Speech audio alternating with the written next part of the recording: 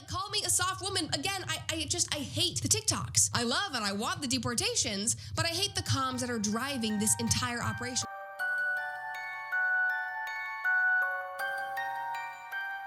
Hi, and welcome to, or back to, my channel where I offer my thoughts and opinions about whatever catches my attention. I'm Kit, this is today's special guest, Mr. O, and today we are going to look at two videos from Brett Cooper. The one I originally wanted to look at, Trump is losing the PR war on deportations, and another that was published in the meantime, the most insane things in the Epstein files. I'm just going to leave the thumbnails side by side for a minute because they really make an impression. And that is why Mr. O is here. He heard we might need something to lower our blood pressure. Anyway, we are dealing with ICE and some Epstein in this video, so I totally understand if you need or want to sit this one out. If you're just here to, well, actually, you can save it. ICE is not targeting the worst of the worst. They are not going after criminals. I'll leave some links below for anyone interested in what ICE is up to. And if you don't care, keep it to yourself. That being said, so you might have seen this little thing on social media, but a civil war is once again breaking out in the city of Minneapolis. Something obviously is in the water in that town. And then the situation within the Trump administration is not any less tense as they are dealing with the PR fallout of their deportation strategy. Minneapolis was fine until Trump decided to target it. And the idea that Trump and his admin have strategies is laughable. There is no strategy. Well, no, that's not entirely true. They have a strategy, and that they believe if someone is not white and or not speaking English, they should be rounded up for deportation. And if someone gets in the way, just shoot them. It's not a good strategy, but I suppose it is something, but still not a good strategy, which is why Trump isn't being lauded as a hero for getting all those criminals off our streets. Meanwhile, around the country, American women are falling for social media propaganda once again, showing us that social justice issues are, in fact, their religion. Yes, my religion does indeed frown upon kidnapping and murdering people.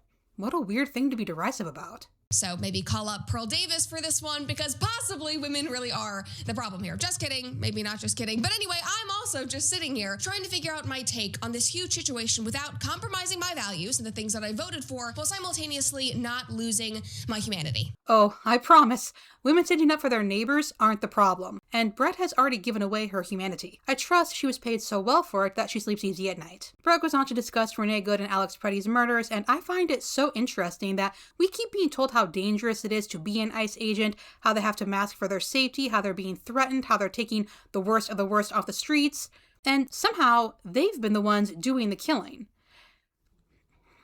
You might have caught Brett's mention of Pearl Davis, and Brett is really doing a great impression of Pearl, I must say. Mentally ill women. The women in America are unwell. I mean, the women are unhinged. That the people online, especially the women, are not okay. Brett sure does like to accuse women of being mentally unwell. But we're actually quite well, just disgusted and fed up with this cruelty we keep being told is to make us safe, which is actually a normal human reaction. Perhaps Brett should study that in her next acting class. But until then, Brett shows some TikToks, and again, what would conservatives do without TikTok? And mocks the people in them, and I must say, her attitude is so bizarre. So far as I can tell, Brett's purpose with this video is to not even assure her audience that what ICE is doing is totally fine, but to simultaneously claim women, just women remember, are unwell, but also to just mock them? And like, you know, I never want to be mean or unfair or anything like that, but what is this? But the thing is, it's even the women that you wouldn't necessarily expect. It's the women without the septum piercings this time as well. Just look. I'm literally trembling. My soul is trembling. A man got executed by ICE in the middle of the sidewalk. Yeah, what is this?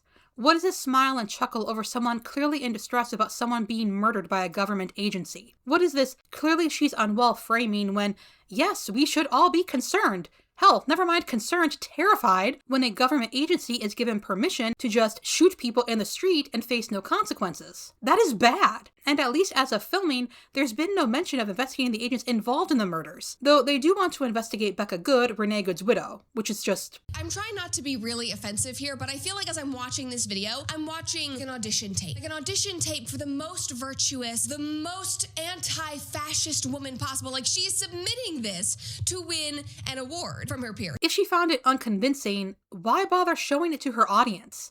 Or is her point that it's all performative, no one really cares, they just pretend to what? Despite what Brett says, there actually is no award for most empathy or whatever. There is no payment for protesting. People are putting themselves, their bodies, their lives on the line because they strongly believe that what ICE, what the Trump administration is doing is wrong. It's not a performance. If it was, people would have gotten scared back into their homes real quick by the murders. But for some reason, Brett really needs us to believe it's not real. Why? Another one that obviously took hold this week was the story of the 5-year-old boy. I cannot even begin to count how many people I know were posting completely inaccurate information about that story, saying, how could ICE have done this? This is why we need to stop. Trump has gone too far. They are, separating families. ICE was actually trying to do the exact opposite. That father left his 5-year-old child. And when the agents brought back the child and tried to reunite him with his family, they said no. They refused to open the door. They did not want to take back their child. The agents did everything they could to try to reunite the family. They were not going after the child. They were going after the father, who was a criminal, who left his child, abandoned him. No.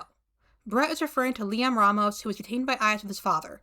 Quote, this family is following U.S. legal parameters and has an active asylum case with no order of deportation, said Zena Senvik, superintendent of the Columbia Heights Public School District, in a statement on 21 January. I have viewed the legal paperwork with my own eyes. Why detain a 5-year-old? You cannot tell me that this child is going to be classified as a violent criminal. Senvik said that another adult who lived in the home was outside during the encounter and pleaded to take custody of the child so he would not be detained, but officers refused. The Department of Homeland Security rejected this claim, posting an X that the 5-year-old was abandoned by his father and the alleged mother refused to take custody of her own child. End quote. He was not abandoned, his father is not a criminal, and I guess since Trump is in the White House, Brett is going to believe everything they post. Anyway, to conclude.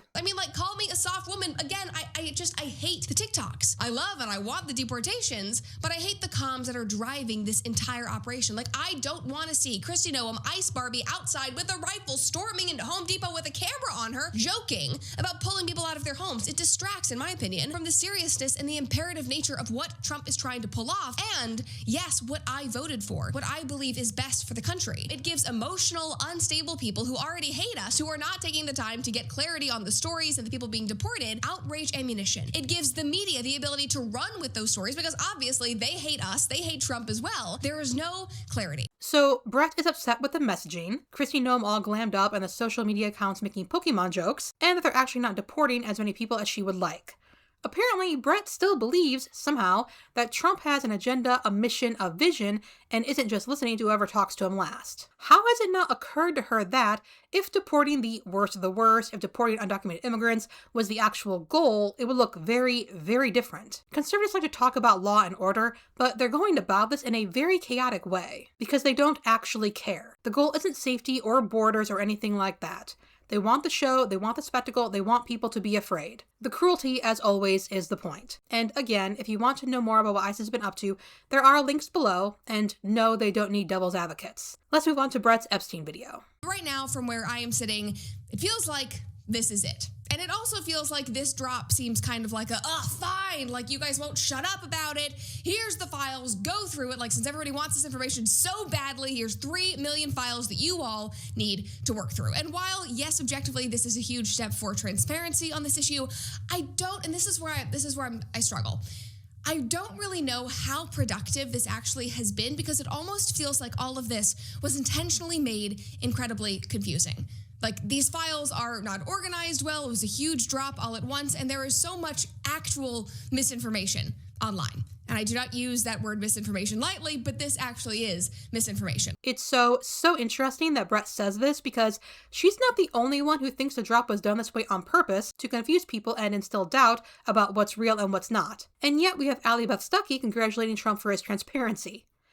Brett's takeaways are not much, but she shares a post from Liz Wheeler that I had a few thoughts on. I would like to note that Liz Wheeler is a former One American News Network host, and OAN is a far-right news and commentary channel. Now, in her recap of this entire file drop, my friend Liz Wheeler, she summed up a lot of this really well, especially regarding Trump, which I really didn't touch on in this episode because a lot of people have already been talking about it, but just so we're all on the same page here, she said, what do I think of the Epstein docs? Well, Bondi is an idiot for not releasing them a year ago.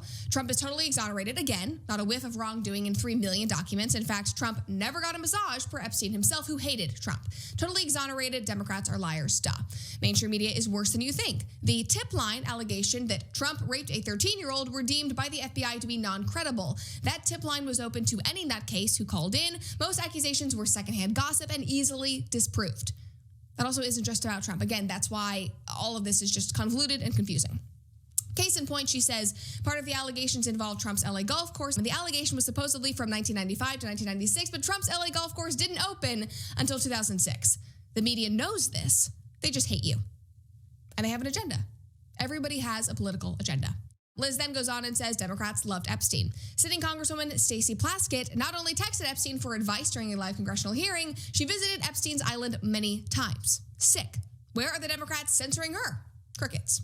Obama's White House counsel advised Epstein on how to smear Trump. Ew. And perhaps most interestingly of all, Epstein emailed former Israeli PM Barak about denying association with the Mossad. She says. I think we all know at this point that Epstein certainly brokered deals for Israeli intel, among other intel agencies, off the books. Plus, a photo of Epstein in a room filled with stacks of bankers' boxes labeled CIA. A FOIA request from Epstein to disclose what info the CIA had on him. And then Liz goes on and offers her conclusion. And she says, interestingly, in the past year, no thanks to the DOJ, it has gone from a question to establish with ample evidence that Epstein was associated with intel agencies. Doing what? Brokering off-the-books deals that governments didn't want to appear directly involved in, though they were. So Epstein served as a liaison and profited hugely. A year ago, we were branded as conspiracy theorists at best for suggesting that. Now, even Israeli Prime Minister Netanyahu seemed to acknowledge it when he posted an article about it. Which again brings us all full circle to the reason we have been demanding justice on Epstein for so long. He committed heinous sex crimes. He was let off easy for those crimes. We know why now, due to his obvious associations with global intel agencies. But who let him off? And that question is unanswered, she says. Democrats' lies about Trump have been exposed, though, and Trump was exonerated again. I am very curious as to how Liz Wheeler, and Brett as her, she summed this up really well, especially regarding Trump, indicates she agrees with this post, can figure this exonerates Trump and makes Democrats look bad. I want to be clear. The files should be investigated no matter the profession or political party of those within them. But Brett literally said in this same video that she thinks the drop was done in this convoluted way to confuse us, and also noted the lack of investigation. So how can we draw a conclusion that anyone was exonerated or condemned? I saw her trying to maintain the unbiased view throughout this video, but in the end, she just threw it all out. Why? I have no problem saying that anyone, Democrat, whatever, should be investigated if they were involved with Epstein, and no strings should be pulled to keep them from consequences if found guilty. Why is it so hard for them to do the same? Why do they need Trump to be exonerated so badly? And that's it for this video. My socials and Patreon are linked below along with sources and resources. I would like to thank everyone for watching through to the end, and of course, I would like to give extra thanks to my patrons. Have a wonderful day, pet a soft fuzzy animal, how timely, and I'll see you in the next one.